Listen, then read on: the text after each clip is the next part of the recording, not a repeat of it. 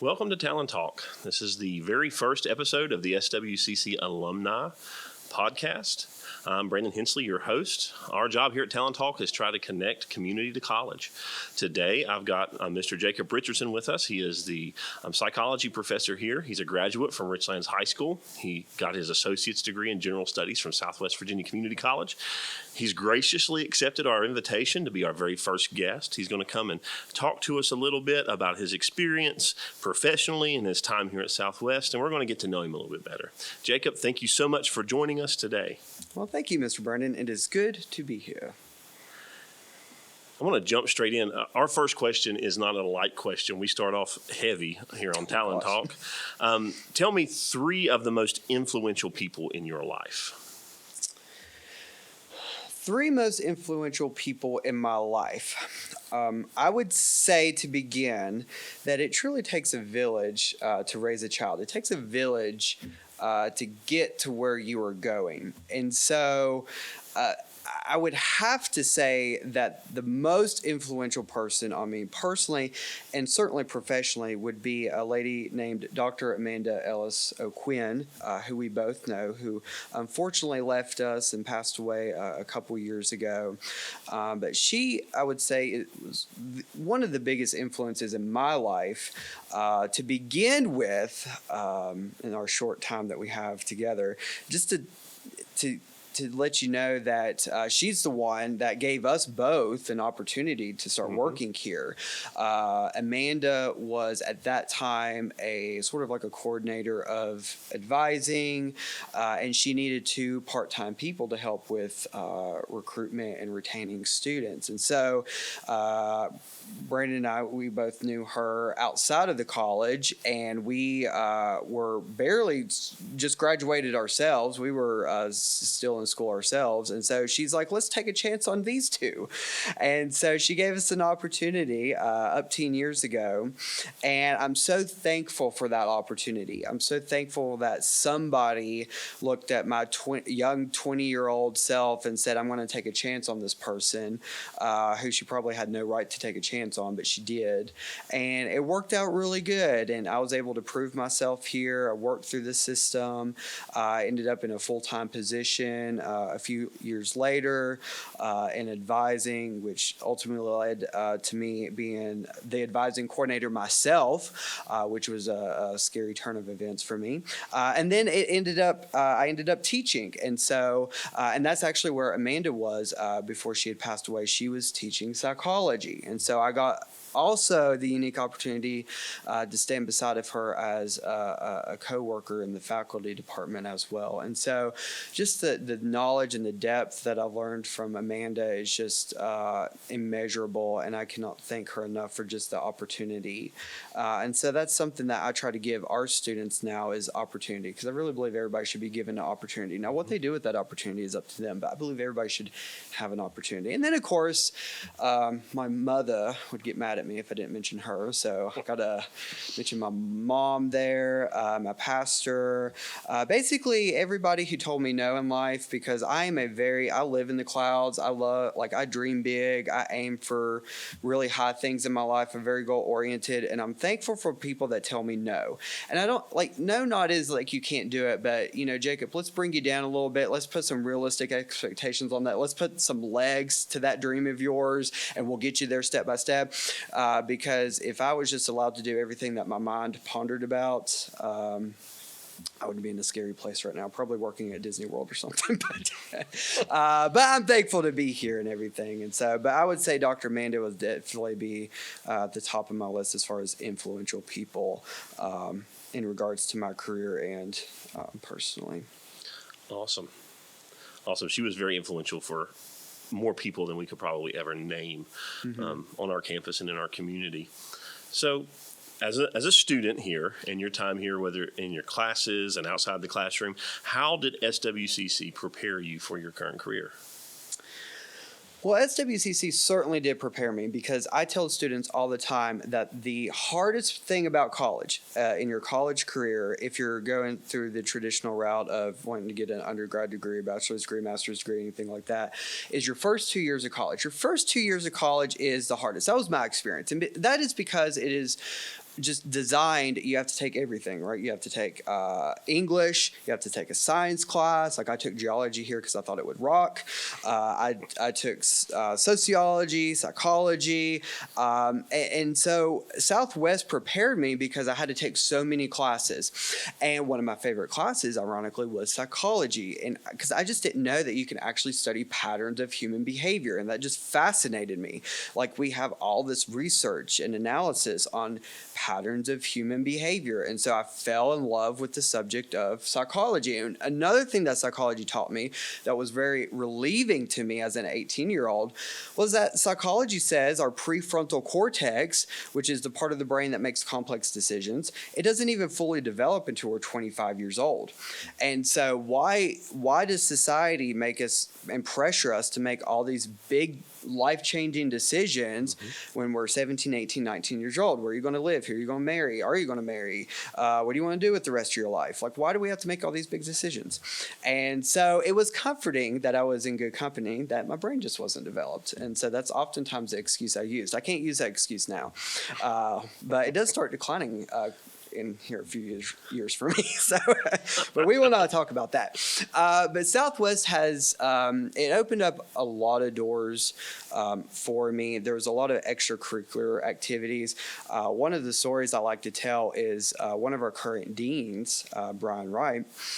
He was my history professor, and he actually was the person who handed me a voter application to register to vote.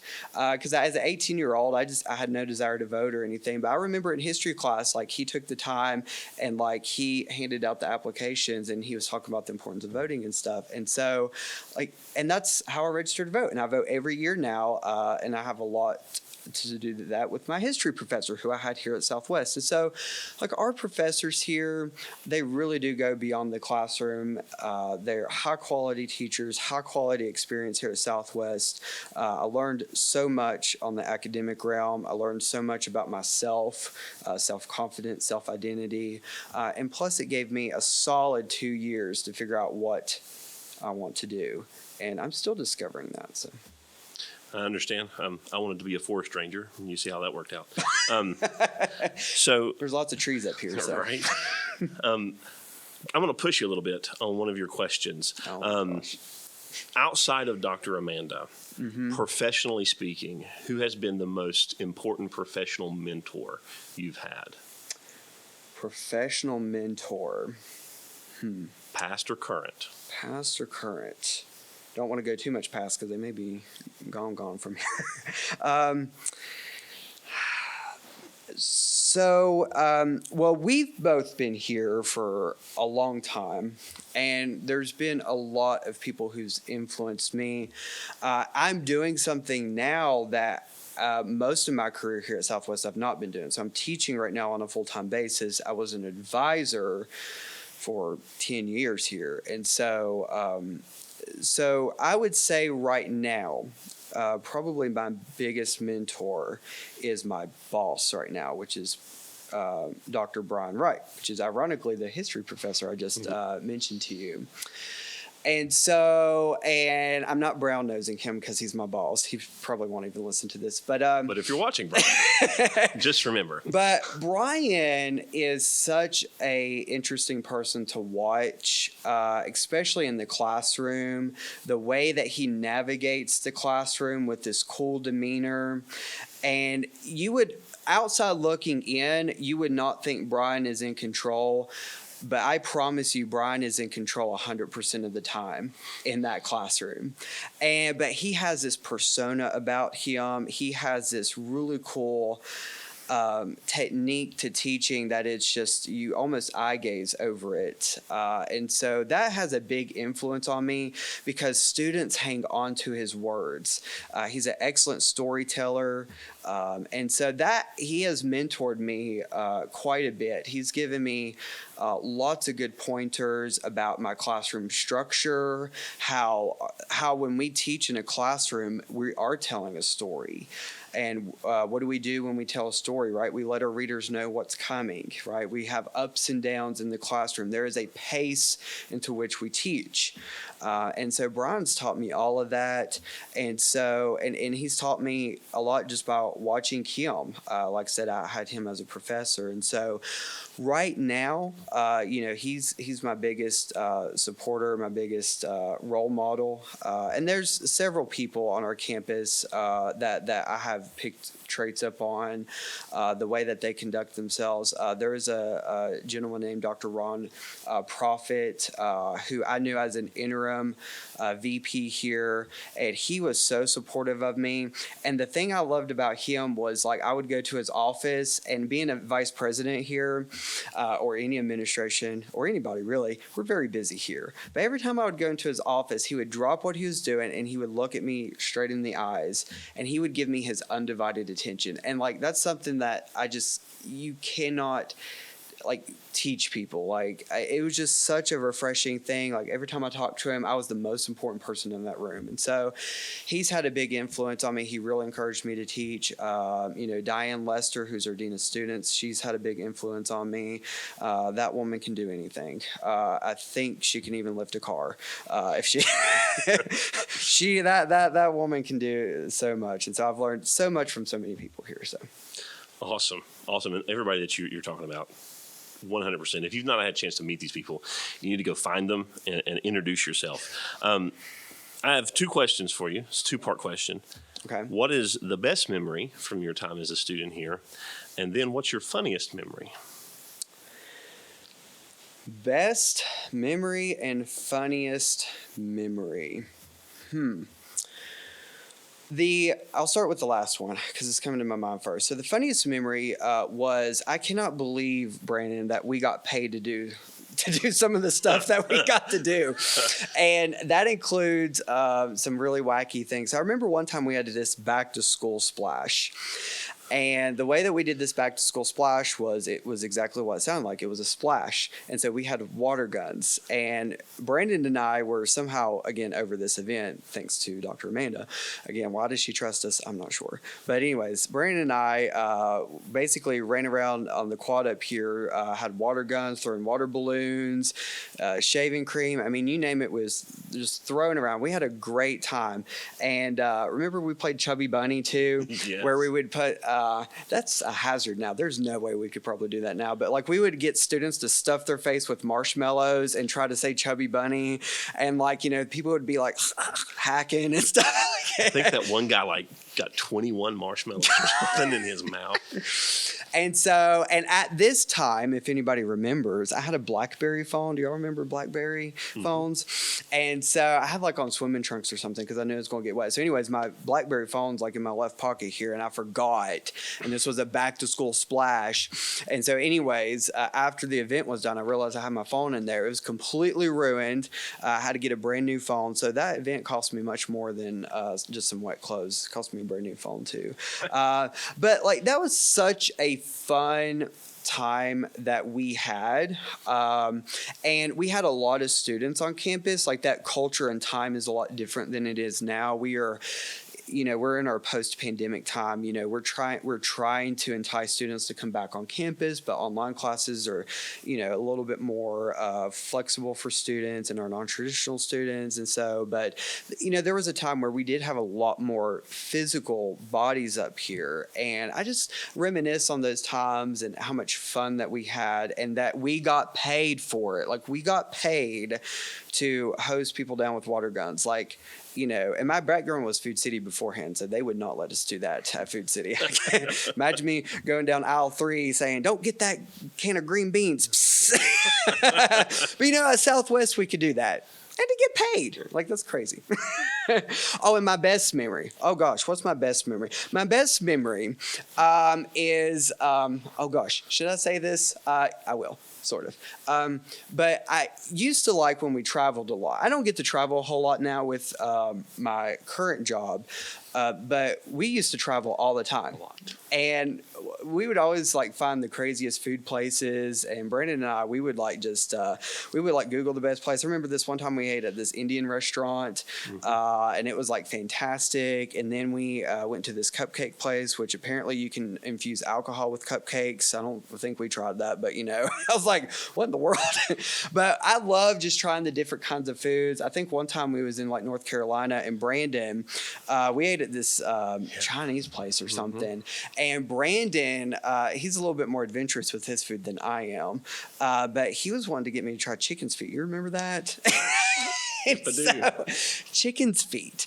Like, what kind of meat is on a chicken's foot? I will say, not a whole lot. And so, like, Brandon was like holding up this chicken's foot, and I'm like, ew, that's like slimy. So, like, gross. And so I just, I think the most adventurous I got was like goat or lamb or something like that. So Brandon was a little bit more adventurous than that. But yeah, that was like my fondest memories of just like traveling again for work and going to these professional development opportunities, getting to see and getting trained in higher education. And because in education there's so many trends and stuff, and so but the food was fantastic, and so. I still remember chicken's feet. No. And then we took that group to Golden Corral, I think like the next day or something. Yeah. Then we go to Golden Corral and typically you don't talk about the quality of Golden Corral in positive regards, but in comparison, Golden Corral was a banquet. Yeah. Compared to chicken's feet. So if you could do any other job other than what you're doing right now, what would it be? Oh, gosh. I don't know. I really love what I do. I really do. Like, I have been so fortunate, and like really ever since I've started working here, even as a part-time, I really have enjoyed my job. Like, I don't recall ever not enjoying my job. And I'm very blessed. I'm very fortunate for that. And, I love teaching now. I loved advising whenever I did it. And often we had a saying in the advising center, we would say advising is teaching. And so I can maybe make the argument that I've been teaching for a long time. But I really love my job. I don't know. I love to teach. I love psychology. I love the study of the mind. I love the study of behavior. Mental health awareness is a big component of mine. I've personally dealt with mental health issues. My family has, and I just want to be able to like help people. I want people to understand like the mind can change the brain. Like there is such a thing about the narrative that you tell yourself. It can change your life. And so I just really I'm so much enjoying teaching right now. I don't know. I will say that right now, and I know you can't tell this by looking at me, but I really am enjoying martial arts right now. But I'm hesitant to say that I want to do that as an occupation because I just enjoy it as a side gig. I fell in love with martial arts a couple years ago. The psychological benefits to martial arts, and the breathing that we do in martial arts, and how it's a controlled environment and how it's a healthy environment to release all the tension and stuff. And I live a pretty disciplined life. I blame Richland's band for that. I was in band for a lot, and if anybody's been in band before, it's a very disciplined field, learning how to march and play, learning to be within a group, which really taught me that. And so I love discipline, and martial arts has really been a really big thing in my life the past couple of years. Hopefully I'll get a black belt this year. What belt are you right now? Well, right now I'm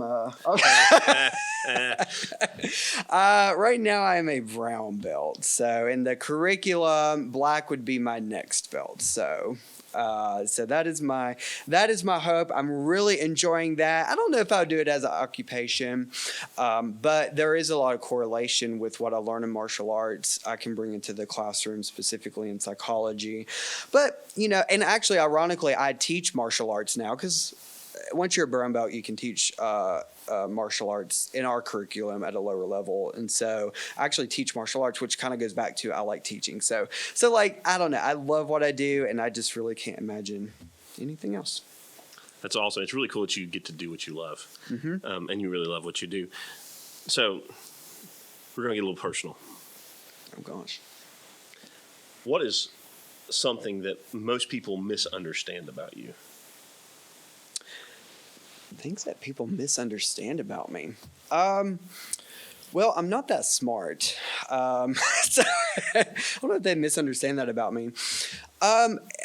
You know, I think, let me take this from a perspective of a professor, and maybe this will help some college students out or something. So if you hear the word professor or instructor or anything like that, a lot of times, like, you think that they're big, mean, scary, intimidating, you know, all this wealth of knowledge. Listen, I'm the most, like, least intimidating person out there. You know, I have a face built for radio. Like, I mean, I just, you know, I am not a scary person at all. And you know, one of the barriers, one of the misconceptions I kind of want to break down for professors is, like, you know, we're real human beings too. And so sometimes I'll get students come up to me and they're like, Mr. Richardson, you know, and they're very polite, very respectful, which is nice. Like, I like that. But I'm like, you know, there's this level of communication. Like, I'm not smarter than you. I am not better at you. The only difference between me and the students is that I have focused in a little bit more on psychology, and that I love teaching. Like, and I mean, we're all so smart. I don't know how to change the oil in my car, for instance. A lot of people know how to do that. I do not. You know, I will. That's why that will always be in business, because I will always pay for that. You know, when I bought my house a couple years ago, my HVAC went out. You think I fixed that? No, I paid somebody to do that. So, like, you know, keep me around. I'll keep these trades in in business. But, like, you know, we're all smart in our own areas, you know, and so I don't want students to ever be intimidated by professors. I know when I was an advisor, it would frustrate me so much, in a way, that students would never talk to their professors. And I know you know that very well, because they would come to me as their advisor and they're like, I'm not doing so good in the classroom. I'm having trouble on this. I'm not gaining this concept. And then I'm like, well, have you talked to your professor? They're like, no. I'm like, why? I said, you know, in Southwest, like, you know, we have high quality instructors here. You know, we have instructors that want to be here, that want to teach and want to help you. And so, and college is a little bit different in that, for the most part, you have to reach out for help. You have to make the initial contact. And that's part about being an adult, right? We're not mind readers. Like, if you need help, you need to let somebody know.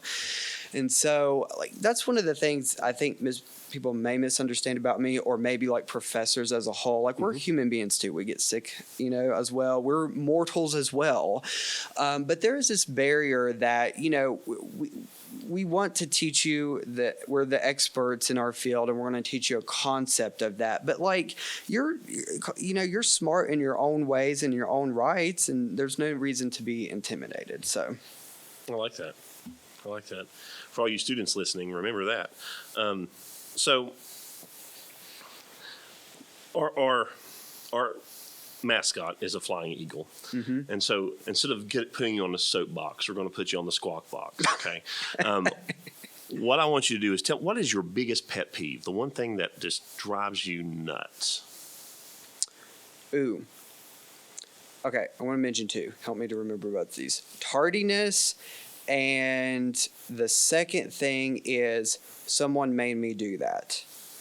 So I'll start with tardiness. Tardiness is time, for me, is the most valuable resource that we have. Like, it's more valuable than money. It's more valuable. It is a finite resource that we all have, time. And so, and again, I probably blame the roots of my marching band on this, because our band director would often say, early is on time and on time is late.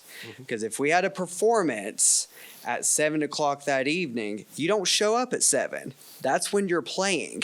You had to show up at 6 or like 6:30. And so time, to me, is a very valuable resource, out of respect to other people, out of respect for myself.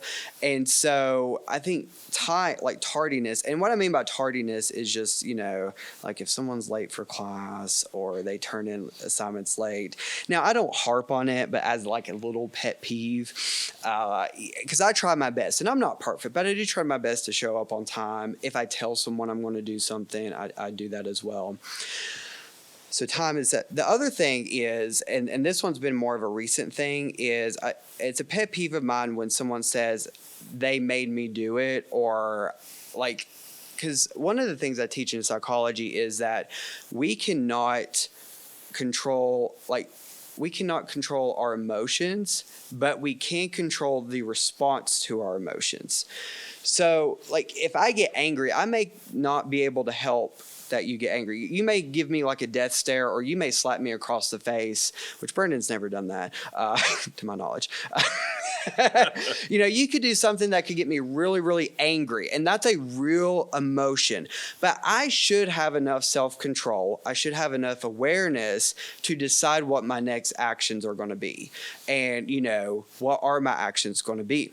And so I don't like when people say, well, they made me do that, or I got so angry they made me do this, because we should have responsibility, somewhat of a responsibility for our actions, and justifiably so. And so that's another little pet peeve. That one's like a little psychological pet peeve, because we really do have control over our response in that regard. And again, Brendan's never slapped me hard. So I have been late, though. So right now, can you tell me of a book or that you're reading, or a podcast that you're listening to?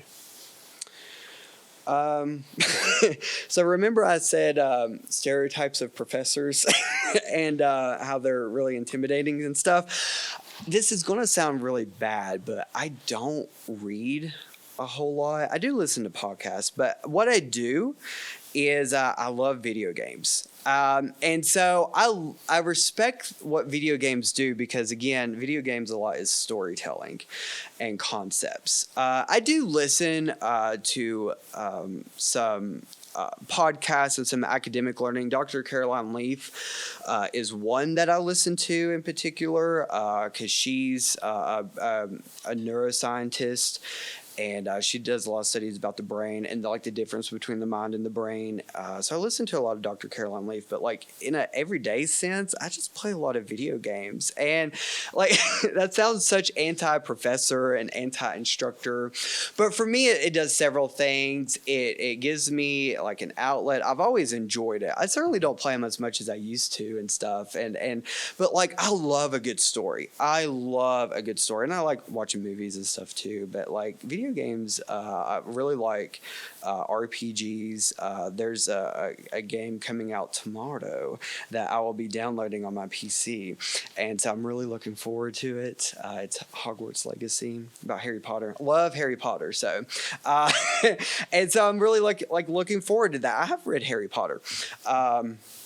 And so that's probably my favorite series. But yeah, I play a lot of video games, and just because I love storytelling. Mm-hmm. I love the art of storytelling. Again, that kind of goes along with teaching and stuff. But I just play a lot of video games. I'm a big Nintendo person.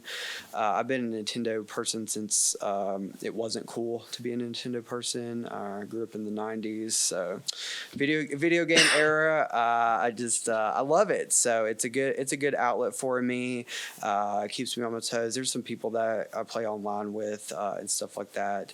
But that's kind of as far as media outlet and stuff. And like I said, there's some academic stuff, but that's boring. So academics and video games. Gotcha. There's nothing wrong with a good video game. 2 more questions, and then we're going to wrap it up. Sweet. One's an easy question, and one's a not so easy question. Oh gosh. So let's just go in hard at the beginning. If you could go back to you and talk to your 18-year-old self, what advice would you give? Ooh. If I could go back to my 18-year-old self, I wish that I would tell myself that things will not go according to plan. The best things in life are usually the ones that are not planned. I think that you should have a plan for life, but I never would have predicted I was going to teach for Southwest at 18 years old. I never predicted that. I couldn't even tell you the steps that would even lead to that. Like, I just never could predict that. And you mentioned, forest ranger, right? Like, you probably, like, what are the steps from a forest ranger to here? Like, you just can't predict that. So, like, I would say that, it's good to plan. It's good to have goals. It's good to dream. But also to, like, I wish I would have allowed myself to have that flexibility, not be so uptight. Like, if something goes wrong or awry, don't get too upset about it. Like, my philosophy is life tends to work itself out. It's amazing how it does. But, like, life tends to work for your good, even when we're told no. I don't want to confess my sins on here, but, I've interviewed a lot here at Southwest, and I've been told no a lot. And I've been told no a lot in general. And so, but I'm thankful for those no's because it snowballed or allowed me to be where I'm at now. Mm-hmm. And so my philosophy is like, if you hold on and if you keep your head up and if you have an optimistic view of life, I think it tends to work out for our good. It doesn't work out the way we may want it to, or certainly the timeline that we want it to. But I just find that it does. It tends to work out for our good. So I wish I would have relieved that pressure from my 18-year-old self saying, I don't have to have it all figured out. You're going to go all over the place and it's going to be okay. Life is messy and life is fun. Good advice. For people that are not 18-year-old, that's really good advice. So, here in Richlands, where Southwest is located, we recently had an addition. That addition would be a coffee place called Starbucks. Oh, I was there that morning. You were there the first day? I was there at 8 o'clock because the grand opening was at 9, and they opened up at 7, so I went before the grand opening, so I got my coffee really quick. So, I was Not there. to stereotype college professors or anything, but being at Starbucks before Starbucks officially opens for the very first time is kind of stereotypical. I'm not going to say any more about that. But, so you just pulled up into Starbucks. What do you order? Oh gosh, depends on the mood that I'm in. So I'm a big coffee person. I make my own coffee at home primarily. Like, I grind my own beans. During the pandemic, I got in the hobby and the science of making coffee because there's a whole science behind it. And so I really like coffee. So at Starbucks, right now I'm really into flat whites, Americanos. Caramel macchiatos like my go-to, but then sometimes I get in the mood for teas, and the dragon fruit tea, which I think we both share as our top tier drink there. Sometimes I will get that. So it kind of depends on the mood, but as long as it's good and caffeinated, and as long as it has a little sugar and cream in there, I can't do black coffee. So as long as it has something in there, I'm usually fine. So, but yes, I have been a big supporter of Starbucks since they've made their appearance in Richlands. So, for those of you that don't know, Food City is where you go to find Starbucks in Richlands. I want to thank you for your time. Well, thank you, sir, for having me. Coming and joining us today. For those of you that are listening or watching, if you want to take classes with Jacob, we'll be offering classes with him, I'm sure, in the summer and in the fall. Mm-hmm. Whether you're an alumni and you just want to come back and take classes with him, or you're a current student or a future student, and psychology may be something you're interested in. In one of my classes, you get to make a child in. This is true. Mm-hmm. However, it's a virtual child. It's electronic. It's a virtual child. It's in our Psychology 230 class. It's our developmental psychology. We talk about the lifespan. So we talk about from birth up until death. And so you do. Starting with chapter 4, we have this software that we use, and you have to make decisions for the child. And those decisions carry on. So it's a lifelong journey in a 15-week course. So that a baby grows up fast in 15 weeks. And so, but you get to make decisions for it, and those decisions can alter or influence their behavior later in life. And so sometimes we get children end up in prison. Sometimes we're there on the top of their class. It's a real good time. So, yeah, take that class. Sounds like fun, man. I want to thank you again for joining us. I want to thank everyone for hanging around and listening to us. Keep your eyes open and your ears open. We'll be trying to release something every 2 weeks from this point forward with Talon Talk. I want to thank everybody here at Southwest Virginia Community College for giving the opportunity to do this. Until then, we'll be continuing to connect the community to the campus.